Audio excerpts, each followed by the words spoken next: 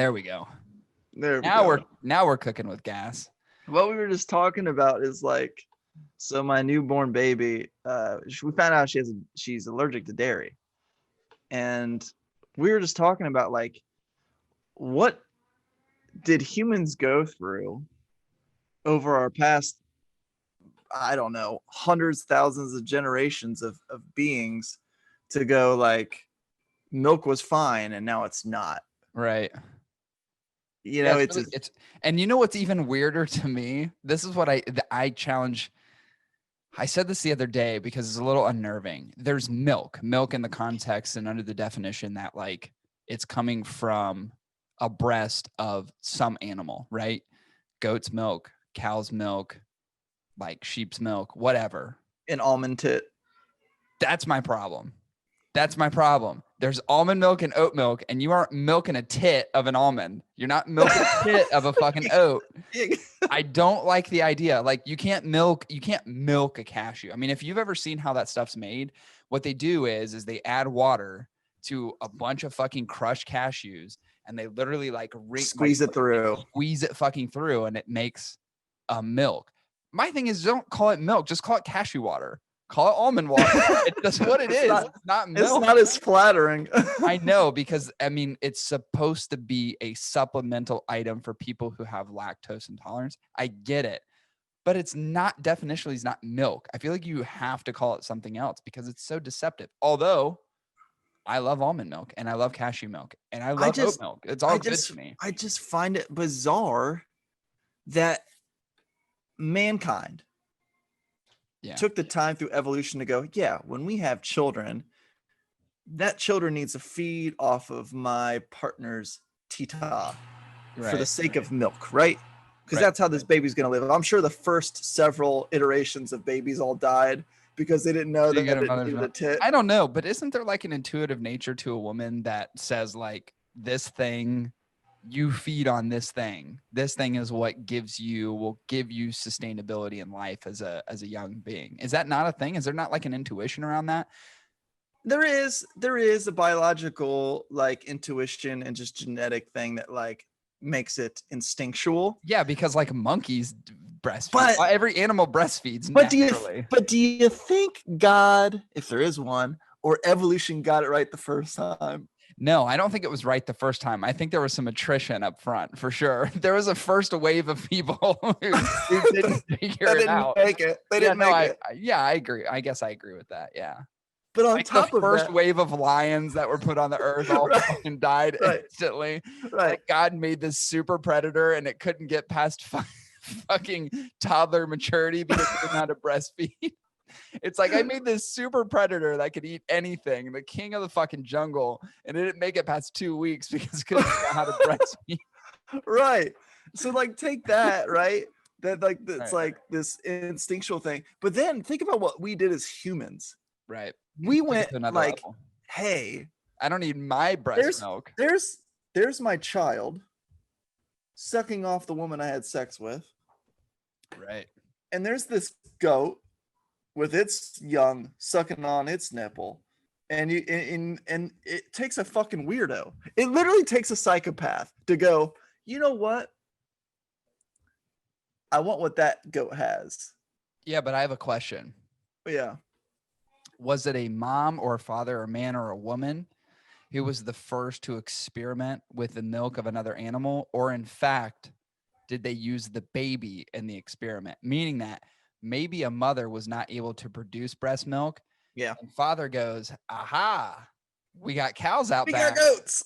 And these goats are feeding their young. So let's have little baby Henry latch onto the nipple of this fucking billy goat and see what happens.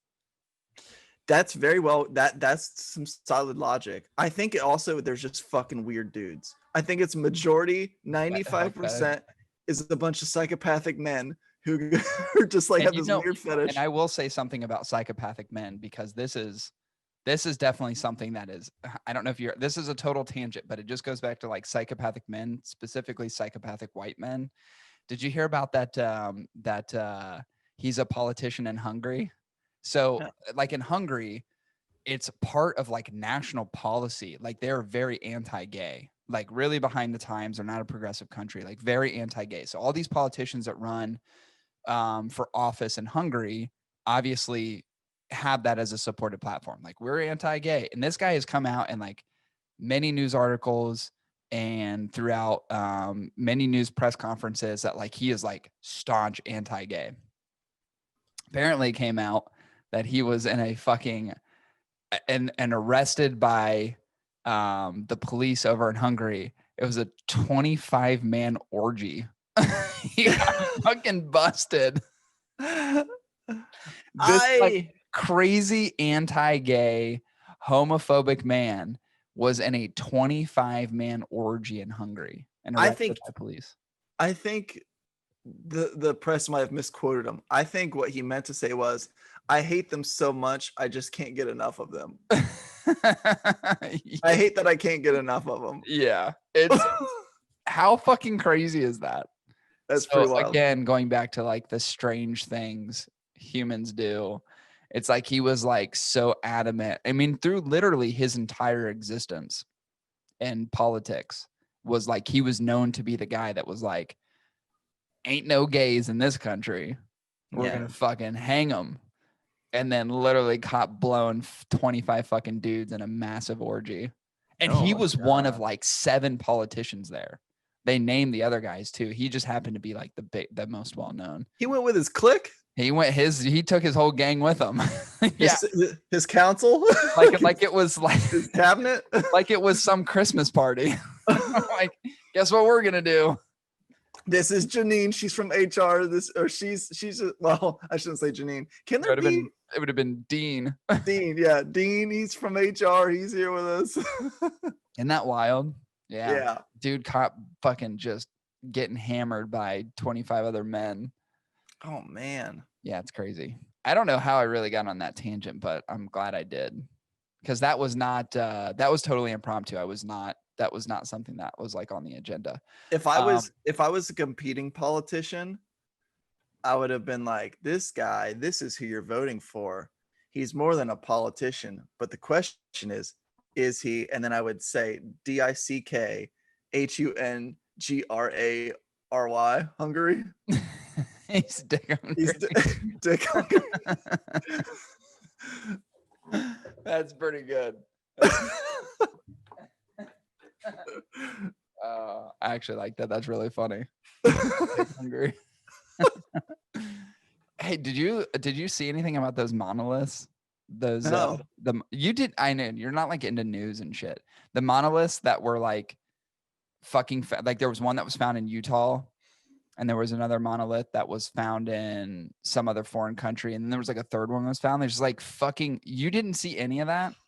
Hold on, I'll see if I can find it. No, I've been in a deep bubble. Yeah, no shit. Clearly, so there was the original one was found in Utah, and people could just like, okay, of course it sparks like the interest of like conspiracy theorists, right? In terms of like, okay, here's this fucking crazy thing. I'm gonna share it with you. Yeah. So there's the monolith in Utah. That was the first one that they found, and it's just this giant steel thing. And there was all these conspiracy theories that people are coming out and saying like, okay, but this is like an alien thing, right? Like, how did this get here? And the craziest thing is like a week later it disappeared. But actually, technically, it was there for a really long time. But someone finally found it. It's got like huge rivets in it. Like you could tell it was man-made. Like you can see all the rivets and shit that they used. Yeah. And then this one disappeared. And then the next day, another one was found in another country. And then a third one was found. Well, it ended up being like this artist thing. Like these like artists around the world, like basically like crafted this whole like monolith, like and placement thing as a part of like this artistic expression, something so on. But it's funny how like people just took it to this nth degree, like all these weird conspiracy theorists who were just like, oh, this is this crazy fucking it's from the aliens. And it's for Beacon, man. And there's literally, I'm here. pretty sure there was like fingerprints on the second one where they're like, someone was like holding it and probably like positioning into place. It's like, no, it's not fucking aliens, but it like blew up on. What if it's right now? It's on CNN news article. What if it's just paper mache with like silver spray paint? Could be. And the thing is like our project. None of them were the same. So this one was like very flat steel with like rivets in it to keep it together. The second one that they found had like, you could tell that it had been buffed because there was like a swirl pattern in it. So it was like they were all different. And then they're just like, they were coming and going. Like it was like there and then it disappeared. And of course it ends up finding out it was just like this, this artist, which good for the artist. I mean, like, how cool is it that you like were able to pull this weird thing off? And it is kind of cool. But like, what's funny to me, and these are the dumbasses in the world, there's so many stupid fucking people that the first thing in their head goes to, well, aliens. That's from aliens. And it's like, well, no, not even close. Not even close to aliens. Yeah. So it's just kind of, it's hilarious to me how it's like, it blew up and became this like internet sensation news thing. And then all these people were just disappointed in the fact that it finally came out. And they're just like, nah, it's just a couple artists that put this shit together. What the hell are you doing? What are you doing, buddy? I just found out Elena's have diarrhea, so she's really sick. Elena's really sick. What is on your chest? Marker. Yeah, Elena's sick. Love you, buddy. Thanks for the update. I love you. All right. I'm not clipping that out. It's staying in. That's so funny. What a dork. Oh my God. That's marker? Yeah, it looked like a wound though. It was a red mark. It looked like someone slashed his chest. Dude, that's funny. That kid. He cracks me up. All right. So do we want to get into it? Yeah, we might as well, right? I mean, we have news to share too. I don't know what to do. Do we share news? Do we share news? Can we share news? I don't know. Should we share news? I mean, do you, the listener, want to hear news? That's the question. Yeah, I was thinking about that earlier. I'm like, do we say anything? Do we not say anything? It's such a predicament. I don't know if I want to tease it. Yeah, timing's critical on this one. How about we do this? I'm gonna do something real quick. You ready for this? Yeah. Let's just do this. What is that? If you're not watching this on YouTube, you're having no idea what we're doing right now. But I would say if you're not watching on YouTube, you need to watch on YouTube because there's significance. Now I'm going to put this here. I'm not going to say anything else about it. And I'm going to let the audience decide. Let them decide what they want. Yeah, I feel like we should have cued a clap track or like a gasp track. Like, oh. Yeah, we could. I'll put it this way: we are getting close to a pretty cool release of a project we've been working on. Mm-hmm. And by a release of a project, I mean something that is literally going to be hitting the households of many people across the country here in the next few days, and hopefully over the next few weeks. But we'll have more to tell in like the next week and a half. And once everything is like completely done, you know me, I'll broadcast it to the fucking masses. But I just want to know, are people excited about the idea that these two white bozos, being me and you, could do something so cool? I hope so. And stay tuned. You'll know about it in the next few weeks. That's the only teaser that I have. So crazy, people. Like, it's so like, you're never going to believe it. Like, tune into our channel Monday, today, when this comes out. Get on our YouTube and check it out because you're not going to believe what we're doing. Because isn't that what like YouTube hypers do? Like, yeah, dude, they're real weird. You know what's the thing is like, I love YouTube as a platform, but I cannot stand like YouTube people. Like if I'm like going to watch a video on something, like I watch a lot of like to-do videos, like how to do certain things. And like, I hate how they always get like super energized and they're like, and if you like this video, subscribe here and make sure you click the notification button. So you don't miss the next video. Oh, that shit drives me nuts. Like half the time, like I wish like, you know what? I'm going to do something like that. I'm going to pre-record something that I can put at either at the beginning or the end of the episode. And I'm just going to make that little like bell, just look like a butthole. And just be like, poke my butthole. Hey, how about we do that for our next sponsor read? We could. They make super hype train like a YouTube. Yeah, we definitely could. We actually need to do that anyway, but yeah. Yeah. All right, let's do this. Let's get into it. That's all I'm going to do to hype out what we're doing because more details are to come. I'd say just keep watching on social media over like the next few days and like everything will be broadcast out and you'll have a really good idea of the things that we're working on. Hey, and a key word, it's a synonym that goes along with what our project is about. It rhymes with longer. Yes. Rhymes with longer and songer. And songer. Songer a word? And dickmonger. Monger for sure. All right. Yeah, we're super fucking stoked about it. That's all I'm going to say right now. Again, if you're watching on YouTube, you already have a pretty good idea, but if you're not, you don't know what the fuck we're talking about, but you'll find out shortly. Yeah, you will. All right, let's do this. Okay. So Chris and I decided, and I thought about this, earlier in the week because I keep getting questions. It happens pretty frequently. This isn't like an unfrequent thing. So there's a lot of times where like, I always tell Chris, like, I want to do this on the podcast because there's an elevated frequency of requests or things that people ask in questions like through social media. And this was one of them because it actually came as not an argument necessarily, but like, and we've talked about it before, like many things in life, there's certain products that created, but there's also what we'd call diminishing returns. Like I always use wine as an example.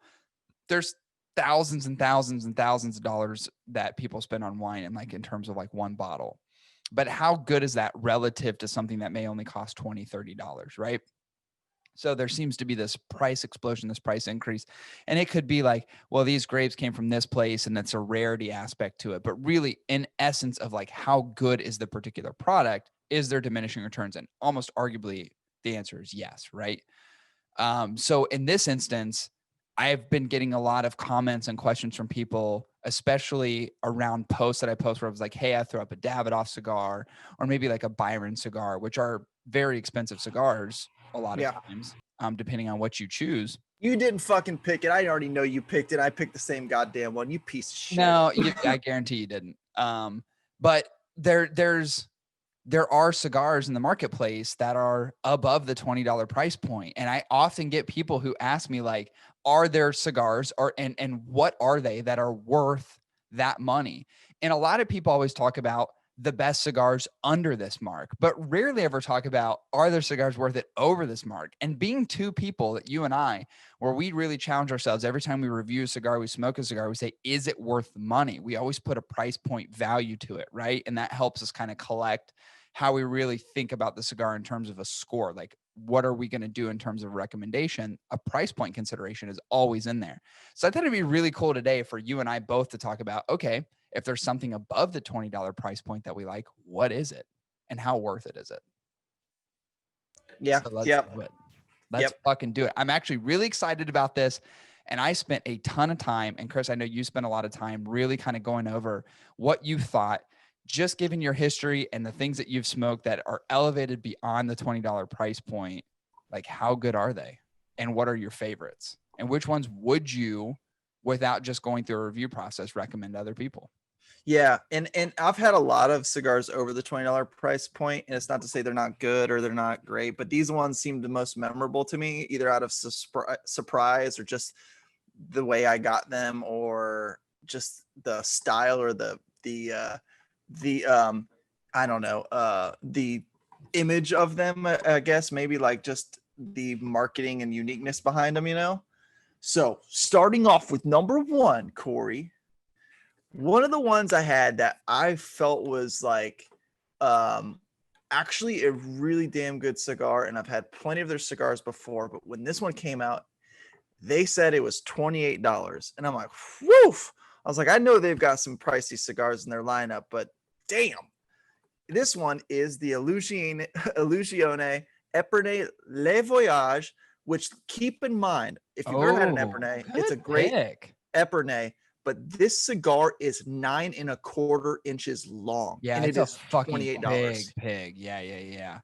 I think took me B&G 2.5 still hours. has some of those in their inventory. Yeah, it took me 2.5 hours to smoke it. Yeah, dude, I love just an Epernay in general, which are not elevated to that price point. Illusione, they like run the spectrum of pricing. You can get a great Illusione cigar for like $6-7, and you can also get a really good Illusione cigar at $20, like the Hot 10. Like that's a good, perfect example of like the spectrum of what you get under their product. And I mean, they're all fucking good. That's a good pick. I never even thought about that pick. Yeah.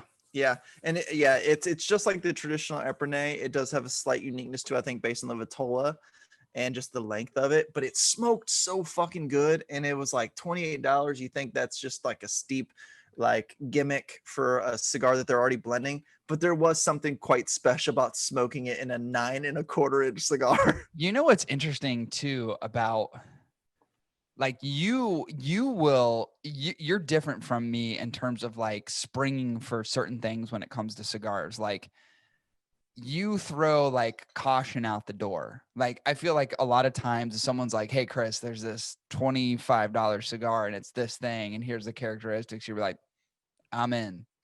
You just fucking buy it. And you may not like it. I know you'll be honest in terms of like whether you like it or don't like it for the price that you pay. But if someone comes up to me, I go, yeah, but there's also all these other things for half that price. Yeah. I really fucking love. So I need more convincing, I think, a lot of times than you do. But I love the fact that you're so open to like exploring if someone suggests like, here's this Illusione Epernay special edition 9 1/4 inch cigar, which I think is dope because I love the Epernay, but it's not something that I would immediately grab off the shelf and smoke. And you're just like, yeah, fuck it, I'll try it. $30, fuck it. Yeah, I love it. That's a good, I like that. I actually like that pick, and it actually makes me want to smoke that cigar because I love the Epernay blend so much. I would love to see like how different it is and something that's fucking like, does it hold up in 9 inches versus like maybe a Corona style Vitola that I would smoke it in? I mean, it's basically in a Corona size ring gauge, but it's 9 1/4 So inch. it's just the Epernay, like, but like twice as big. Yeah, pretty much. Interesting. I dig it. Okay, that's cool. I like that. I'll give you one. How about the Placencia Alma Fuerte Generacion V, which is that funky hexagonic shape? It's a 7x58. When this cigar came out, I remember, I can reflect. Is that one that you picked? That was one I picked. Awesome. Okay, good. I'm glad you did. I knew there would be one that we'd overlap on at least. Yeah. And it's a Nicaraguan Puro, but I remember having the cigar for the first time at a place right outside Chicago in a suburb called 8 to 8. It's part of like the Monte Cristo family down there. One of my favorite cigar lounges to visit. And I remember when this cigar came out, it's when Placencia decided, hey, we're going to come out with our own shit. And they brought out the Alma Fuerte, and it came at this super elevated price point. It was very tough for someone to convince me to pay, $23 for this cigar, not ever fucking hearing of them because it was like the first thing that they brought to market under their name. And I swear to God, I smoked that cigar and I was like, holy shit. It was weird to me because I was like, I always hated the idea of brands coming out with a cigar that you never heard of before. And Placencia has been around for fucking ever. I mean, they've been a contract manufacturer for the longest time, over 100 years, right? So they've been around forever, just not under their own brand name. And so I always had this difficult thing in my head, and I've shared this on the podcast before. It's like, if you're gonna make a run at the marketplace and no one knows who you are, don't come in at your fucking cigar at over $20. Like, just don't do it. It's a good way to not sell any cigars. Yeah, seriously. But somehow Placencia fucking pulled it off. And it's because the cigar's so goddamn It's good. one of the most beautiful cigars I've ever seen crafted. Oh my God. Construction wise, like even that fucking weird hexagon shape and all the other Vitolas that they craft that cigar in. And honestly, let's be real. Could have picked any Placencia. This one, because the Vitola happens to elevate over that $20 price point, but there's other Placencias that are hovering around that $15 to $20 price point, even like the Alma del Fuego. Like you have the Cosecha 146, which I absolutely love. Their cigars are so goddamn good. But this one in particular struck a chord with me because I remember when I had it, and I remember at the time it was a very new brand. Like Placencia under their own brand was a very new thing. And I was like, there's no way I can't add this to my absolutely smoke this above $20 list. Yeah. I'm glad that you had it too. That was one. It's one of the most beautiful cigars I've ever seen. It hits so many points for being a Nicaraguan puro for me, with a good amount of spice component, very rich in flavor. It's like such a good fucking cigar. Yeah. Just okay. Amazing. Okay. I like this, like a tennis match, but we're not really competing. It's just we're making sure that the ball doesn't go out of bounds. We're like two old ladies playing tennis. It's non-competitive. It's non-competitive. We're just trying to hit it over the net. I'm gonna give you a curveball here. Okay, I'm ready. The one that I smoked not too long ago had me surprised, coming in at a $22 price point. Okay. From a brand normally I shy away from. Oh, this is interesting. This is the Alec Bradley Fine and Rare box press. Oh no! For $22. This is going to be so controversial. I'm not going to talk about it. Do we even air this episode at this point? Like, what are we supposed to do? Hey, you like that curveball? So here's what I'll say. Hold on. The producers are ringing in. They're saying abort immediately. We got to back out of this. I don't know what it is. I've had it 3 times now. Okay. Buying it at the $22 price point. There's something very sophisticated about this Alec Bradley Fine and Rare that has a significant amount of interestingly aged tobaccos. Now, typically, I would say for most Alec Bradleys, I don't like them per se because I find them to be bland and dull and not very inventive or have any thing about them that really truly stands out from so many different cigars I've smoked that I love. Right. But I was intrigued, as you know, that when you slap a $20+ price tag on something, I got to know if you're full of shit or not. Yeah. I remember the first time you had it because I had it shortly thereafter. Yeah. And I really liked it. Like, is it like the best cigar in the world? No, I can find cigars that are cheaper in price, but I do think when you're talking about cigars over a $20 price point, it's a surprisingly decent contender to think about if you're going to spend over $20. I feel like so many people are unsubscribing right now. I feel like the unsubscribe button is just like, fuck. I'm pretty sure iTunes probably just shut down. Like, I can't have this shit. What kind of blasphemy is this? I will say this in your defense, it is a good cigar, and I would never want to say that about a cigar. But I remember I actually posted a video about the cigar and how good it was, and I never post videos on Instagram, like very rare. Yeah. And I remember posting a video on how good this cigar was, and I never said it was good for the price point. I just said it was a good cigar. Yeah. It's one that at the $22 price point, I remember paying for this cigar and smoking it. Yeah. I liked it, but I didn't like it that much. Yeah. I will give him this, and this would even still be a tough pill to swallow for most people. If it was at the $15 price point, I'd be like, that's pretty damn good, because that's how good the cigar really is. Yeah. I just think going above the $7 above that, that's a little egregious, but I respect your pick, honestly. I really do, because I thought it was a great cigar. It's just like, if I think about other things I smoked, I'm like, well, no. Yeah. Let's be real. I'm not voting it in my top list if it was, if one of the criterion was, is it worth the money? No, I'm purely picking a cigar $20. Right. That I thought was good. That is over $20. That seemed memorable to me, because the reason it's memorable to me is because I don't like Alec Bradley. And this one I liked. Yeah, for sure. You know, so it was memorable. I would argue it's the best cigar in their lineup. Yeah. I just wish it was not as expensive. Yeah. Yeah. Because then I would probably smoke more Alec Bradley. Yeah, for sure. I dig it. Okay. Let me pull a random one off my list. How about This is a cigar I know you haven't had, and I've only had a few of them, is the Byron Londinenses Reserva 5 Oh, yeah. Anus, which is I've been actually wanting one. Anus. I've been wanting one. And this one is a 5.5 by 54. Now, here's the thing. All the components of the cigar are relatively, I mean, they're all undisclosed, but they manufacture in Costa Rica. Now, here's what I've heard the story around Byron is and how they get. So essentially, and this is what I've heard, and I don't know if it's the truth, and I'm sure people know way more about their manufacturing process than I do, but here's what I've heard. I've heard what they do is it's actually Cuban tobacco, and they roll it in Costa Rica. And essentially what you're paying for to get a Cuban cigar is you're paying for the box itself that it comes in. I think there's like a weight thing to the packaging that comes over. And once it surpasses a certain weight, it no longer becomes classified as a cigar and it comes classified as something else. If it's classified as something else and no longer classified as a cigar, you can technically just get Cuban cigars in the United States. Thus That's what wild. Byron is. That's what I've heard. Whether or not that's fucking true, I don't know. Don't really care. Because here's the thing. I'm putting it on my above $20 list. And by the way, these things are $32 a piece. 32. And I've smoked a couple of them. I'm here to fucking say these cigars are fucking amazing. If you could buy a Byron cigar, any Byron cigar, not even the Londinenses, if you can buy any Byron cigar for $15, dude, you have the best cigar you'll ever have in your life for the money. They are that fucking good. And I've had a couple of these, and I swear to God, there's no, it's not a hype thing. It's not even like, it's not the wine thing. It's not, here's this $2,000 bottle of wine, and is it good in comparison? People buy $2,000 bottles of wine because it's a status thing.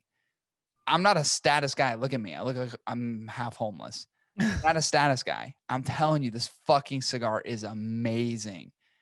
$32. There are occasions where I'm happy to pay that for this cigar because I get this like weird, unique experience, especially if I'm at a lounge and I'm not smoking home. I actually have one in my humidor right now, but it's like I'm saving it for like, there's got to be a time of which is conducive for me to smoke this cigar. It cannot be a random event. It's got to make sense, right? When I die. Probably. It'll be a celebratory cigar, correct?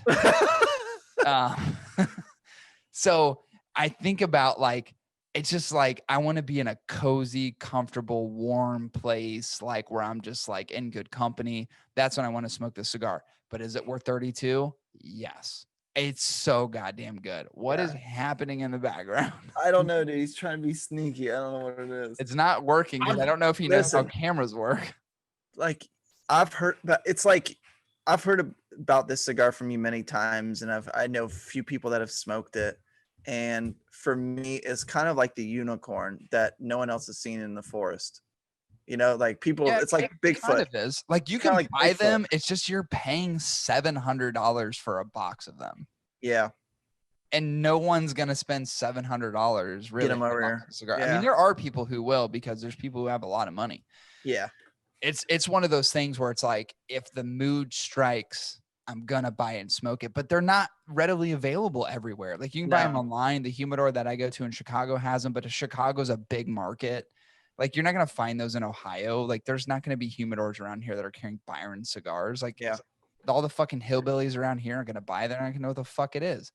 Yeah. But I'm telling you, it's a great cigar, and I'm willing and have been willing and have done it. Paid $32 for these fucking cigars because they're that good. How long was the smoke roughly? About an hour and a half. Okay, so it's a Robusto or Toro. So the first Byron cigar I ever had was from Mo. So I met Mo in Chicago. Oh, that's right. He gave me one, and he's like, "Smoke this and tell me what you think." And I smoked it, and I was like, oh, "What is this?" I was like, "What?" And it wasn't the Londinenses. I forget which one it was. Yeah. And it was so good. I was like, "Dude, this thing is unreal." And he's the one that turned me on to him. And then after that, when I found him in Chicago, I was like, "Oh yeah, I'm buying these for sure." Yeah. Yeah. Fucking amazing. Good pick. One that I'm jealous I haven't had. Yeah. It's just like, it's got to be one of those things we talk about, like special occasion celebratory cigars, you know, reserve the time of which you buy that for those special occasions. Like there's going to be a time in your life, Chris, where like, it's totally going to make sense. And you'll be like, I'm going to smoke this Byron. Like this is perfect for the occasion. When all the kids move out. It's probably a really, really good opportunity to do it. This would be a great one. So what do you got? What else you got? Okay, this one also is a very memorable one for me, and I've had it many times since, but the first one was very a special occasion. It actually comes at a $22 to $25 price point. It varies based on the place you get it from, but at the time when I bought it, it was $25. And you'll know it as the celebratory smoke that me and you had for your 30th birthday. Yep. Which is the Padron Anniversario Series 1 1926. Oh yeah, I love a 1926. So it was weird. I will say this: the Padron didn't make my list because actually my favorite Padron, which is the number 9, comes in at like a $19 point. It's like $1 shy of like. Yeah.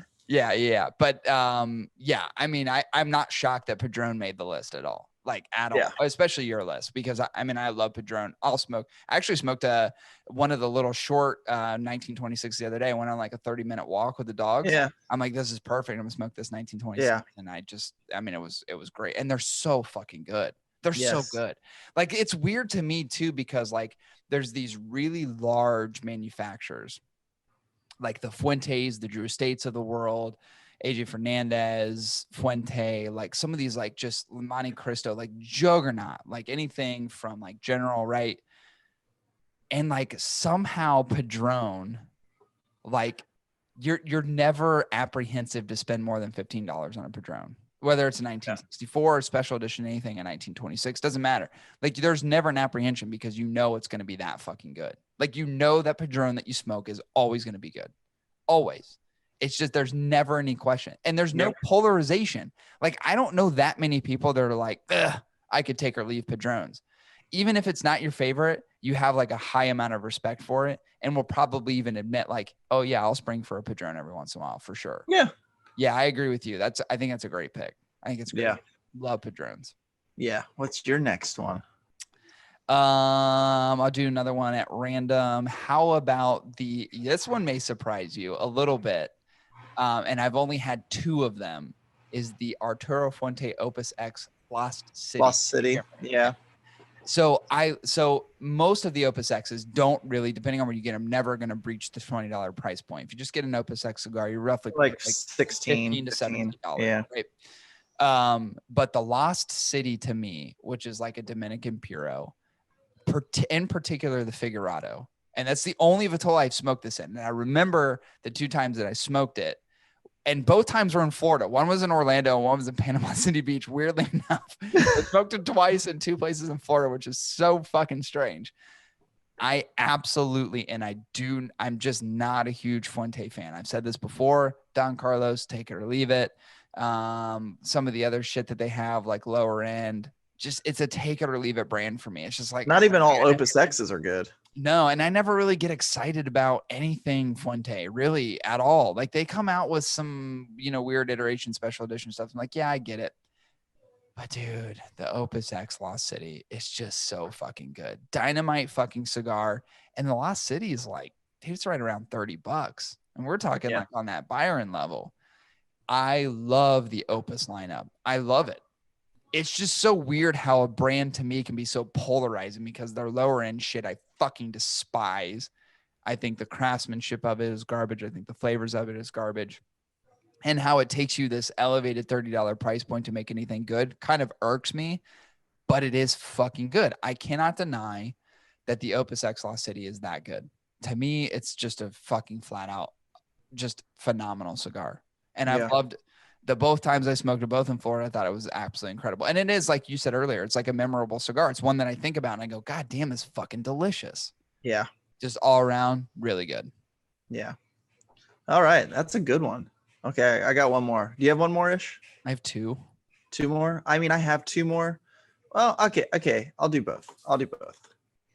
The next one I have, which barely scrapes by at $20.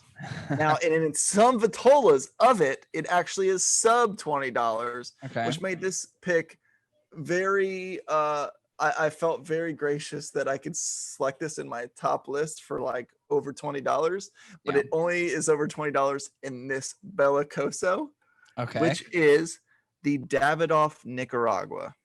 Oh, nice. Yeah. It barely scraped by the $20. Yeah, because like the Robusto and the Toro don't go above 20. No, it barely scraped by. But Now, the Davidoff Nicaragua is muy good. What do you want to say? I could see a fiending. I love that you picked this cigar. I love it because I am such a fucking fan of Davidoff, and in particular Nicaragua. It is one of my favorite like go-to, but I like it in the Toro. And the Toro is like $17. So it never made it's not gonna make my list. Yeah. Would it make my list if we did a list from like 15 to 20? It'd probably be my number one. Yeah. I love the Nicaragua that much. It is one of my absolute fucking favorite cigars, but I only ever smoke it in the Toro. Yeah. The Nicaragua to me, dude, is like the staple of fucking Davidoff. It's like, if you want to understand what Davidoff is at a brand at its core, you smoke that or the Yamasa. Like those are the two cigars for me under their lineup where it's like, and I don't even want to call them entry cigars. It's like, if you just want to know what they're all about and you want to get your foot in the door, smoke those two cigars and then tell me what you think. The Nicaragua in particular is one of my absolute favorite cigars. Every time I get a chance to smoke, I always have them on hand. Like always. There's never a time where I don't have a Nicaragua in my humidor. Fucking good, man. I think they're that good. I love that pick. Love it. And you know, there's a few in the Davidoff lineup that I think are very, very good cigars. I did like the late hour, but I don't think it's as good as the Nicaragua. No, you know, there's a lot of people that like the Churchills, and I get it and I respect it. And I think they're great cigars. I'm just like, but other Davidoffs, like, no, and not as good. And the Yamasa comes at a close tie for the Nicaragua. I thought the Yamasa had such a unique flavor. So good. I could name so many goddamn Davidoff cigars. I could just go down the list and be like, this one. But yeah, if you do your own list of cigars over 20 that are phenomenal, the only way Davidoff's going to make that list is if you get this Davidoff Nicaragua Belicoso or some of their limited releases. Right. Yeah, there's like, if you get like the Year of the Rat, which is like $45, or like this year's like the Year of the, what is this year's? They just released it. Oh my God. Is it the Mule? I don't know. No, it's not right. I don't remember. Is it a bull? The Year of the Bull? No, maybe it was the Year of the Bull. I forget what it is. They just released it, and I want to get my hands on it because I have the dog, the rooster, and the rat in my humidor, and I want to get my hands on the new one, which I'll be able to do eventually. Not too far, but I mean they're expensive fucking cigars. But yeah, I agree with you. It's like, yeah, unless you're going limited edition, it's tough to elevate beyond that $20 price point unless you're in Vegas. Yep. How about this one for me? So Illusione made your list. It also made my list, but my list is the OneOff plus 53 Super Robusto. I almost put it on my list, but I didn't want to put two Illusione on. Like this cigar for me, another Nicaraguan Puro, comes roughly at a $30 price point. So there's the other OneOff iterations. This is the plus 53. It's a different, like you'll see them in humidors. It's got a different band on. It's got a sub band that's like gray. It's a 5 3/4 by 48. To me, this is one of those ones in the Illusione lineup, specifically because the OneOff was another brand that was essentially acquired by Illusione. This cigar is fucking outstanding. When you talk about like having a flavor in cigar that is somewhat Cuban-esque, but has its own flair, has its own like unique representation in the marketplace, this cigar to me. And I love Illusione cigars, period. Like there's rarely anything in their lineup that I'm disappointed in. This cigar to me, like even at the $30 price point, I'm like, all day long. Yep. There's something about this goddamn cigar and all the other OneOff cigars that don't surpass the $20 price point are just so magical. They're so goddamn good. They're very memorable. I love when I smoke them. I always get giddy about it. But this one in particular, I'm like, there's no way this can't make my list. So yeah, the Illusione OneOff plus 53 Super Robusto, absolutely fucking phenomenal. And I think really when you're talking about plus $20, I think it would be on a lot of people's lists. Yeah. That was one I almost fucking added. And I was like, I don't want to put two Illusione on my list. Yeah. I totally get. And it's weird too, because like, there's a lot of these cigars. I mean, and here's the thing, like I want to smoke more $20 plus cigars, Like, especially because we're doing this episode, it's like, well, I need to know what else is out there. Right. Like, this is just stuff that I've smoked repeatedly that I really enjoy, but I've not smoked everything out there that's above $20. Like, not even close. So now it's like, I'm going to challenge myself, just be like, all right, you know what? I'm going to fucking splurge and I'm going to just go, let's just get this thing. Let's get this other $25 cigar. Let's get this other $30 cigar. Life's too short not to just fucking figure it all out and see what you enjoy, see what you don't, what you don't enjoy. So, but I'm actually like, it's funny too, because when you said earlier, like, oh, hey, this Illusione made my list. I'm like, yeah, I got one coming for sure. So it's funny that we doubled up on that and that we both picked the Placencia. And you picked the Davidoff, which is cool. Which I was going to pick the Davidoff, like the Nicaragua, but again, I only liked it in that Toro Vitola. Like, well, that's what I smoke most often. I have not smoked it in the other Vitola. I've smoked Robusto and I've smoked the box press the Toro, which I love to death. I mean, to me, that's the magic Vitola, but I haven't really had the other one, so I don't know. I had it in the Toro and the Belicoso, and the Belicoso is very, very similar to the Toro. That's cool. It's just a slightly different shape. It's a tad shorter. Okay. But I think it's equally as good, at least from my opinion. Okay. I'll have to try it. So what else you got? We're going down. We're now narrowed down to our number ones essentially. So everything else was, well, I'm going to give you a number 5, but it's not my number 1. okay. What would be your number 1 in that list? Well, you can tell me after you tell me. Yeah, I'll tell you what it was, because it was within both of our lists. Okay. Hint. Okay.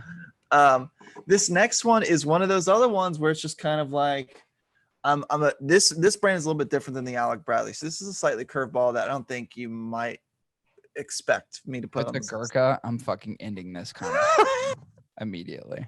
No, I'm not gonna do it. It's a Rocky Patel. No, I'm not gonna do that to you either. There are some good Rocky Patels at the $20-ish price point, but I ain't making this list. Sure. So no, there's not. But yeah, continue. This one it comes at a $23 price point. Now, I've always been a fan of this brand. This is a brand that you've always had beef with until you gave them a second chance. You boycotted them and then you gave them a second chance. Okay. But this cigar in particular is one that I think they attempted to make a very premium cigar with. Where some of the other ones might be slightly gimmicky, but they're really good cigars. Oh, no. This one is you're fine. It's not what you think. I promise. Oh, no, I think it is.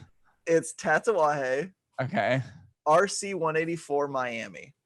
Okay. I'll give you. All right. Okay.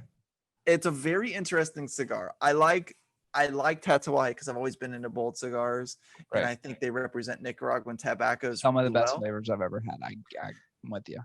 And this one, it's so odd because you can find some amazing Tatuajes for like $6, $7, and then they have some gimmicky ones where it's like, like $10 minimum for like their monster releases, right?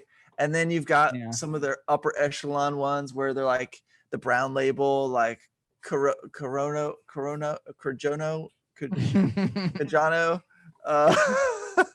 but that one's like $12. Yeah. And so they've made really good premium cigars, and they do represent a good spectrum of cigars you can get at various price points. But this one was so at the top of the list of some of the stuff they've put out that it had me intrigued when I saw it. And it's sporting like an aluminum wrapper. It's got like these colors that are indicative of like I'm going to like a Formula One race. Like right. It's got this very like Italian-esque look kind of. But I ended up getting it. It comes in a figurado, which is a really cool shape, especially at the length that it's at. It's a very long figurado, and I liked it a lot. Like, it's super tasty. Like, and when you talk about, I've seen these at the lounge, and I haven't picked one up. Yeah, and when we talked about your last one with it being kind of Cuban-esque, this one's very Cuban-esque, but it's sporting like Nicaraguan, and I think it does use Cuban seed. I think. It's a wild cola. But it's just a really interesting cigar, and it's something that if it didn't have the appearance it had, I might have ignored it entirely.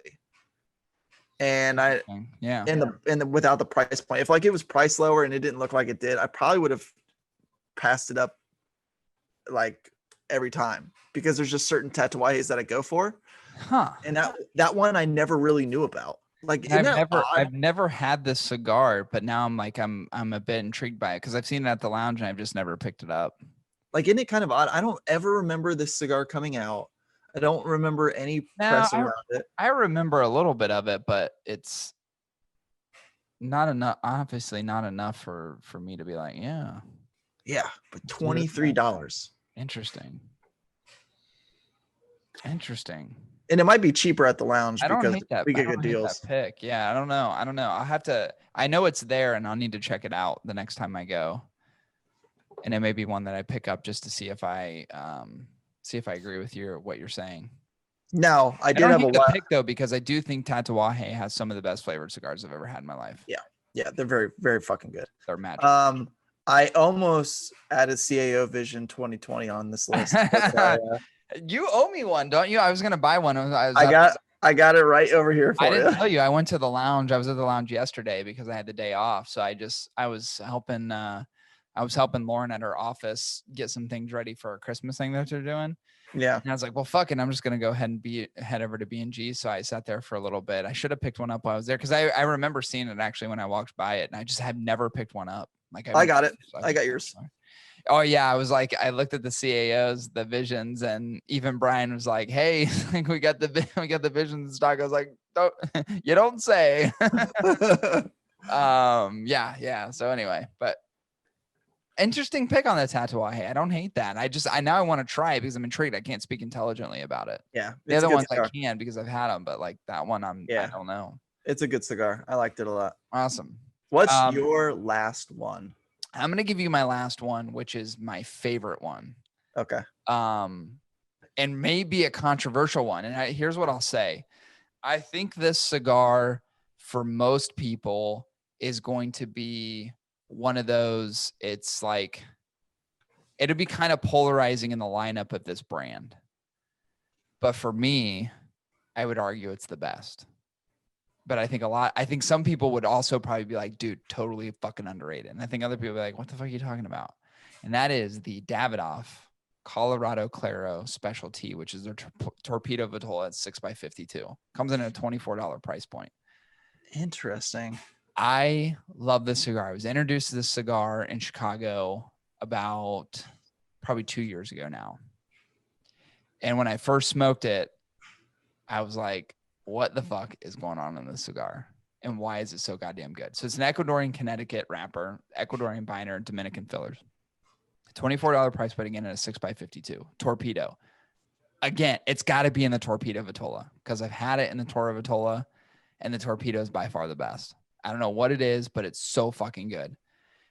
I actually have two downstairs. So I always hold on to at least one of these because it's not like the most popular. Like you can get the Nicaragua, you can get the Yamasai, you can get these other, you can get like the Grand Cru and the Signature and some of the Churchill stuff. You can usually find those readily available. Like they're always, if you go to a Davidoff cigar shop, and they have their fucking displays, you can find the cigars, but you can't always get the Colorado Claro. It's not at every fucking place. To me, this fucking cigar is so outrageously good. I regularly pay $24 for it, and I would pay more for it. And I never said that about a cigar. Never said that about a cigar ever, that I would pay more than $24. It's that fucking good to me. Have I ever had it? No, I doubt it. Craziest flavors, the most insane aromatics I've ever got in a cigar in my life. Dude, it's so different and it's so funky and it's so fucking good. I don't know what it is about the cigar, but every time I have it, it tastes the same. Like sometimes you'll smoke a cigar and like a certain environment in a certain moment and you get certain characteristics out of it.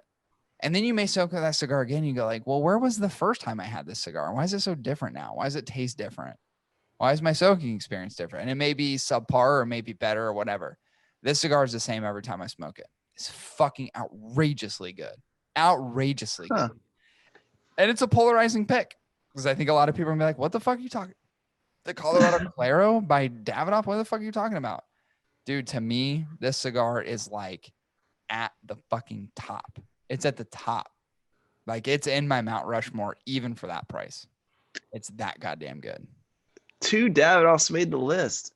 Yeah. And actually 2 Davidoffs that I really love. And 2 Illusiones, which are And fucking delish. And we both picked the placenta. Yeah.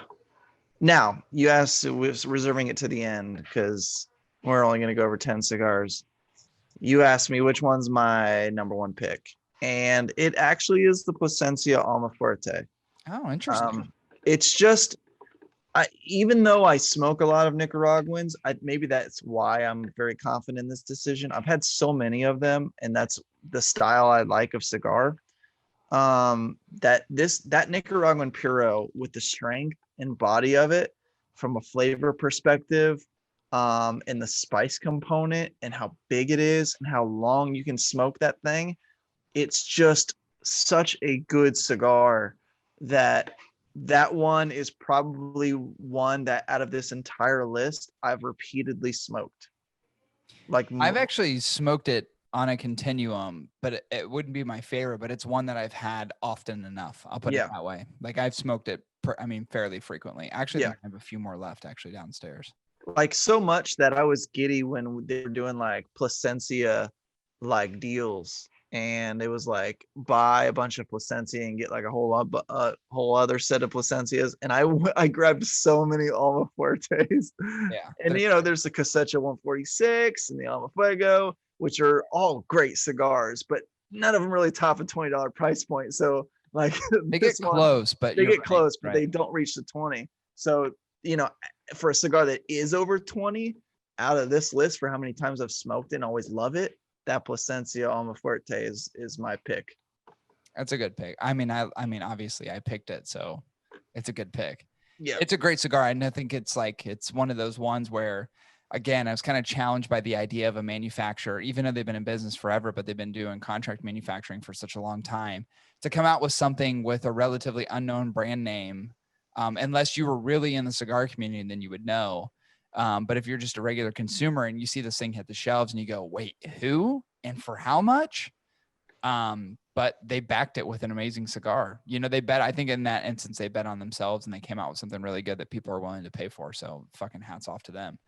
But yeah, man, I think the selection overall kind of threw me a loop a little bit with the Alec Bradley. I'm not going to it's one I didn't expect it. I'm not at all disappointed in that decision whatsoever. I actually think it's pretty dope. I just wasn't expecting it, but like I knew Illusione would make the list in maybe 1 or 2 different fashions. I knew Davidoff would make the list. I'm not surprised by the Padron on yours. And had it been, I like the number 9.